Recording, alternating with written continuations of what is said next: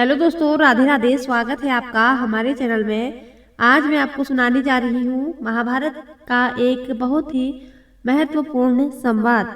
मरने के बाद कर्ण के साथ क्या हुआ।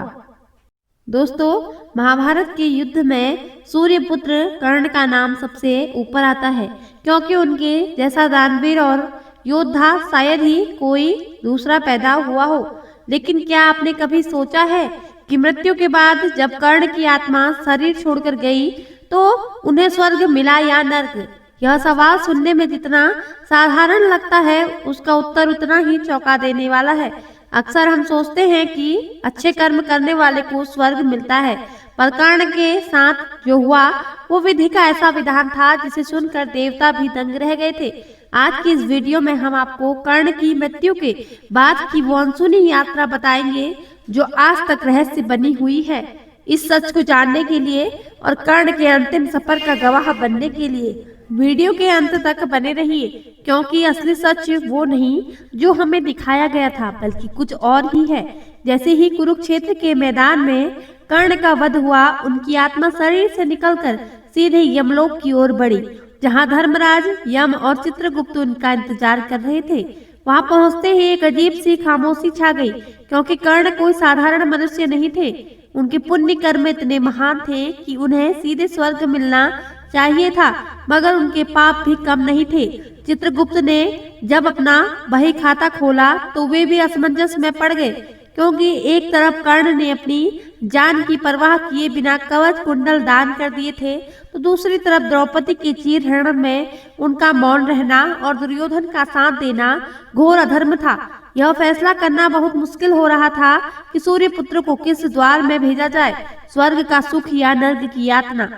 यही से शुरू होती हुई है शुरुआत उस घटना जिसने यमराज को यमलोक के नियमों को भी हिलाकर रख दिया और देवताओं को भी सोचने पर मजबूर कर दिया कि न्याय कैसे हो। अंततः यमराज ने अपना फैसला सुनाया और कहा कि भले ही कर्ण ने कौरवों का साथ देकर अधर्म किया हो, लेकिन उनकी दानवीरता इतनी विशाल है कि उसके सामने उनके पाप भी छोटे पड़ गए हैं। यमराज के आदेश पर कर्ण को पूरे मान सम्मान के साथ स्वर्ग में प्रवेश दिया गया, जहां उनका स्वागत खुद देवराज इंद्र और उनके पिता सूर्य देव ने किया। स्वर्ग की सुंदरता देखकर कर्ण की आंखें फटी की फटी रह गई। वहां चारों तरफ सोने और जवाहरात के महल थे और हर तरफ खुशियां ही खुशियां। कर्ण को लगा कि अब उनकी सारी मुसीबतें खत्म हो गई और वे अनंत काल तक यहाँ सुख भोगेंगे। लेकिन नियति ने उनके लिए कुछ और ही सोच रखा था, क्योंकि स्वर्ग में एकदम कदम रखते ही उन्हें एक ऐसी भयानक भूख लगी कि जो स्वर्ग के अमृत से भी नहीं मिट रही थी। और यहीं से शुरू हुआ उनके प्रायश्चित का असली खेल, जो उन्हें एक बार फिर धरती की याद दिलाने वाला था। कर्ण को बहुत तेज भूख लगी थी और उनके सामने स्वर्ग के सबसे स्वादिष्ट पकवान परोसे गए थे, लेकिन जैसे ही उन्होंने खाने का एक निवाला उठाया, वह तुरंत सोने के टुकड़े में बदल गया।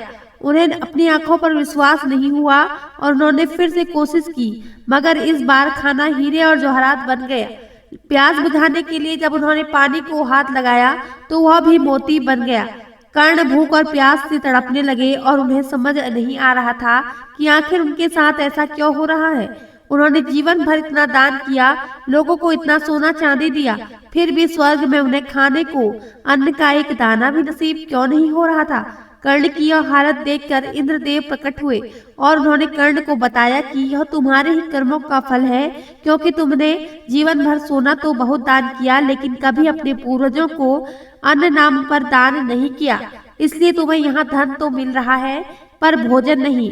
इंद्र की बात सुनकर कर्ण को गहरा धक्का लगा और उन्होंने हाथ जोड़कर कहा कि हे देव, इससे मेरा क्या दोष है। मुझे तो जीवन भर यही पता था कि मैं एक सूत पुत्र हूँ और राधा अधिरथ ही मेरे माता पिता हैं। मुझे अपने असली पूर्वजों यानी क्षत्रियों के बारे में मृत्यु से कुछ ही समय पहले पता चला था, इसलिए मैंने अनजाने में अपने पितरों का तर्पण नहीं किया। कर्ण का तर्क बिल्कुल सही था, क्योंकि उन्होंने जानबूझकर यह भूल नहीं की थी। और उनकी यह व्यथा सुनकर यमराज और इंद्रदेव को भी उन पर दया आ गई। देवताओं ने आपस में विचार किया और माना कि कर्ण के साथ अन्याय नहीं होना चाहिए, क्योंकि वे एक महान दानी है। इसके बाद यमराज ने कर्ण को एक विशेष अवसर देने का निर्णय लिया और कहा कि तुम्हें अपनी भूल सुधारने के लिए वापस धरती पर जाना होगा। यह एक ऐसा मौका था जो बिरले ही किसी जीवात्मा को मिलता है। यमराज ने कर्ण को 16 दिनों के लिए वापस धरती पर जाने की अनुमति दे दी ताकि वे अपने पूर्वजों का तर्पण कर सके और अन्न दान करके अपनी भूख का समाधान कर सके। यह वही समय था जिसे आज हम पितृपक्ष के नाम से जानते हैं। कर्ण तुरंत धरती पर लौटे, लेकिन इस बार उनके हाथ में धनुष या सोना नहीं था, बल्कि उनके मन में केवल दान और सेवा का भाव था। इन 16 दिनों में कर्ण ने दिल खोलकर गरीबों और ब्राह्मणों को भोजन कराया और अपने पूर्वजों को जल अर्पण किया। उन्होंने हर उस भूखे को खाना खिलाया जो उनके द्वार पर आया और यह सुनिश्चित किया कि उनके हाथों से अन्न का इतना दान हो जाए कि स्वर्ग में भी उन्हें कभी भूखा न रहना पड़े। यह प्रायश्चित केवल कर्ण का असली प्रायश्चित था, जिसने साबित कर दिया कि वे न केवल धन के दानी थे, बल्कि अपनी गलतियों को सुधारने वाले एक सच्चे महापुरुष भी थे। 16 दिन का समय पूरा होने के बाद जब कर्ण वापस स्वर्ग लौट आए तो उनके मन में एक अजीब सी घबराहट थी कि क्या अब उन्हें भोजन मिल पाएगा या फिर वही सोने के टुकड़े मिलेंगे। जैसे ही उन्होंने भोजन की थाली को हाथ लगाया तो चमत्कार हो गया और इस बार भोजन सोना नहीं बल्कि स्वादिष्ट अन्न ही रहा। कर्ण ने भरपेट खाना खाया और उनकी आत्मा को जो तृप्ति मिली वह किसी भी युद्ध को जीतने से बड़ी थी। यमराज ने मुस्कुराते हुए कर्ण से कहा कि तुमने अपनी भूल सुधार ली है और अब तुम्हें स्वर्ग के सभी सुख भोगने का अधिकार है। कर्ण के इस कर्म से देवता इतने प्रसन्न हुए कि उन्होंने घोषणा कर दी कि जो भी मनुष्य इन 16 दिनों में अपने पितरों के लिए अन्न दान और तर्पण करेगा, उसके पितर कभी भूखे नहीं रहेंगे और उसे मोक्ष की प्राप्ति होगी। इसी घटना से धरती पर पितृपक्ष की परंपरा शुरू हुई, जो आज भी मनाई जाती है। कहानी यहीं खत्म नहीं होती, क्योंकि उसके बाद एक और ऐसा सच सामने आया जिसने पांडवों की होश उड़ा दी। जब महाभारत युद्ध के कई साल बाद युधिष्ठिर ससरी स्वर्ग पहुंचे तो उन्हें वहां अपने भाई नहीं मिले, लेकिन उन्होंने देखा कि दुर्योधन और कर्ण एक दिव्य सिंहासन पर बैठे हैं। युधिष्ठिर को अपनी आंखों पर यकीन नहीं हुआ कि जिस कर्ण को उन्होंने अधर्मी समझा था वो देवताओं के बीच सूर्य की तरह चमक रहा था। तब नारद मुनि ने युधिष्ठिर का भ्रम तोड़ा और बताया कि कर्ण ने जीवन भर जो अपमान और दुख सहे थे वो ही उनका तप बन गए थे। युद्ध के मैदान में वीरगति प्राप्त करने और अंतिम सांस तक दान देने के कारण उनके सारे पाप नष्ट हो चुके थे। कर्ण को स्वर्ग में इतना ऊंचा स्थान मिला था जो शायद तपस्वियों को भी नसीब नहीं होता, और यह देखकर युधिष्ठिर को एहसास हुआ कि ईश्वर का न्याय हमारी सोच से कितना अलग होता है। युधिष्ठिर का क्रोध और आश्चर्य तब शांत हुआ जब स्वयं भगवान श्री कृष्ण ने उन्हें उस परम सत्य से अवगत कराया जिसे जानकर वे नतमस्तक हो गए। कृष्ण ने समझाया कि कर्ण का जीवन एक कठिन परीक्षा थी जिसमें वे खरे उतरे और उन्होंने अधर्म के पक्ष में रहकर भी कभी अपने धर्म और दानवीरता को नहीं छोड़ा।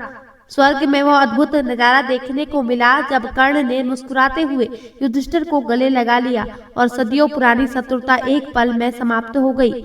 यहाँ कुंती का एक रहस्य अब किसी के लिए बोझ नहीं था, क्योंकि आत्माओं के मिलन में कोई भेद नहीं होता। यह दृश्य वह बताने के लिए काफी था कि मृत्यु के बाद केवल कर्मों की शुद्धता मायने रखती है, न कि धरती पर ओढ़े गए रिश्ते और पद। पांडवों ने कर्ण को अपने बड़े भाई के रूप में स्वीकार किया और स्वर्ग लोक में एक दिव्य मिलन हुआ जो इतिहास बन गया। कर्ण की यह गाथा हमें एक बहुत बड़ी सीख देती है कि मनुष्य का जन्म चाहे कैसी भी परिस्थितियों में हुआ हो, लेकिन उसके कर्म ही उसकी असली पहचान बनाते हैं। स्वर्ग में कर्ण को जो स्थान मिला वह केवल उनके इस युद्ध कौशल के कारण नहीं, बल्कि उनके त्याग और निस्वार्थ भाव के कारण मिला था। अंत में कर्ण की आत्मा अपने पिता सूर्यदेव में विलीन हो गई और वे सदा के लिए अमर हो गए। आज भी जब दुनिया में दान की बात होती है तो कर्ण का नाम सबसे पहले लिया जाता है, क्योंकि उन्होंने साबित कर दिया कि सोने के महलों में ज्यादा कीमती वो सुकून है जो दूसरों की मदद करने से मिलता है। उनकी मृत्यु के बाद की यह यात्रा बताती है कि ईश्वर कि अदालत में न्याय में देर हो सकती है लेकिन अंधेर नहीं। कर्ण का जीवन और मरण दोनों ही एक रहस्यमयी पहेली थे जो अंततः प्रकाश की ओर ले गए और उन्होंने दुनिया को धर्म का एक नया अर्थ समझाया। दोस्तों, कर्ण की यह अनदेखी यात्रा हमें सोचने पर मजबूर कर देती है कि हम अपने जीवन में क्या जमा कर रहे हैं, सोना चांदी या पुण्य। क्योंकि अंत समय में जब शरीर राख बन जाता है तो केवल हमारे कर्म और दान ही हमारे साथ जाते हैं। कर्ण ने साबित कर दिया कि परिस्थितियां चाहे कितनी ही विपरीत क्यों न हो, इंसान अपनी नियत और त्याग से भगवान को भी झुकने पर मजबूर कर सकता है। आज के कलयुग में हम कर्ण जैसा तो नहीं बन सकते, पर उनकी तरह किसी भूखे को खाना तो खिला सकते हैं। आपको क्या लगता है कि महाभारत में कर्ण के साथ न्याय हुआ या अन्याय? अपने विचार कमेंट में जरूर लिखें। और अगर सूर्यपुत्र की इस दिव्य कथा ने आपके दिल को छू लिया हो तो कमेंट में दानवीर कर्ण लिखना ना भूलें। ऐसी ही और रोमांचक पौराणिक और आध्यात्मिक कहानियां सुनने और देखने के लिए हमारे चैनल को सब्सक्राइब जरूर करें। धन्यवाद। जय श्री कृष्णा, जय माता दी।